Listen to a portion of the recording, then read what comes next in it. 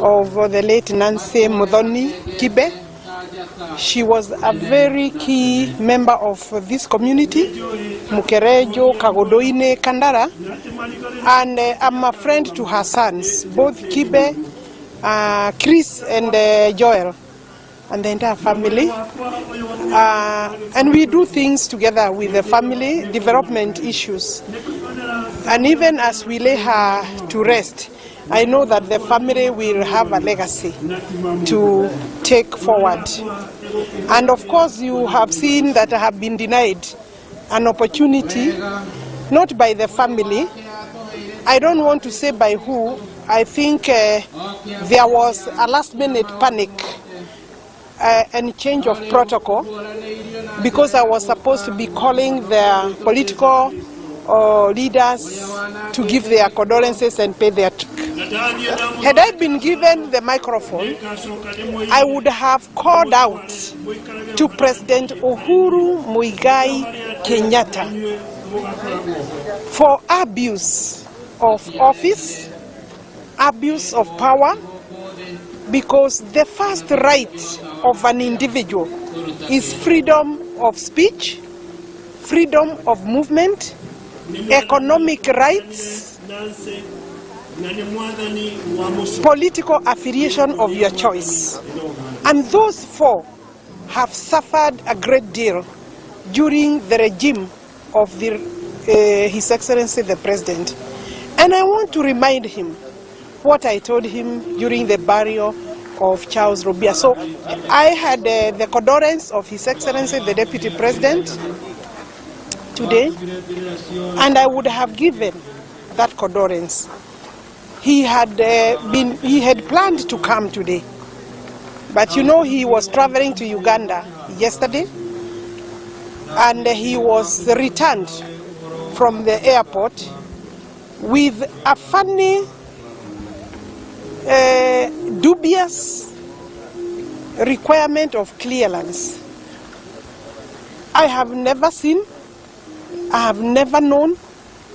There is no law that requires that the Deputy President be cleared at the airport. They are afraid of movement of the Deputy President, both internally and outside the borders. I think they are afraid that he may make good friends outside. Obviously, he has made very many good friends within, locally. You have seen disruptions of meetings where he is personally in attendance. You have seen, Kenyans have seen disruptions of the recruitment processes of the UDA. And you know what? You cannot stop an idea whose time has come. The time has come that political space in this country will not be the subject of an individual. And therefore, I really feel sorry and sympathize with the corner in which our president seems to have boxed himself in. He needs to free himself because he cannot determine the destiny of the country alone. He cannot even be able to say that this is the person I want you Kenyans to elect. He may propose, but he will not be the determining factor alone. Therefore, I want to tell him to stop busying himself with things that are not necessary. Like stopping the deputy. What an embarrassment. What a joke. What a country we are living in. We fought for this independence. I don't even think Uhuru Kenyatta was in the fight for multi-party democracy. He was not, because the record of his father doesn't speak well. And therefore, he himself was a KANU member. He has never been a pro-democracy person, and he must stop interfering with democratic space. I don't want to say much more, but I want to encourage the Deputy President and people of goodwill, and I would have told Raila, if he wants any legacy for him to be remembered, having fought for democracy in this country, he must immediately dissociate himself with the action that took place yesterday.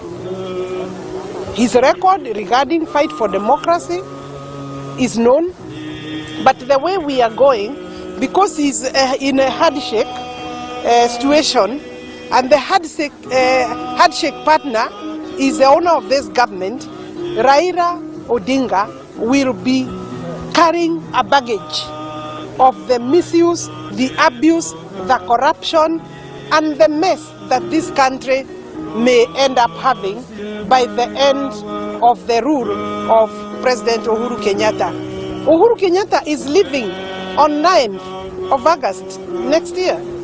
Uhuru Kenyatta will not have a single day. We as a country, pro-democracy people, will have no space for extension of parliament. You can only extend parliament during the period of war or during war.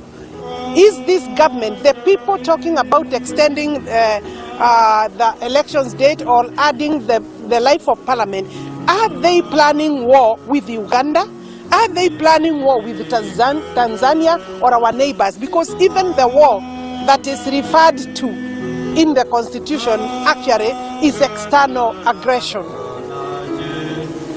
If it is internal civil war, it would be unfortunate for this country, for the leadership, to foment war and civil war so that they can have an extra day for a regime that doesn't deserve even the period it is serving.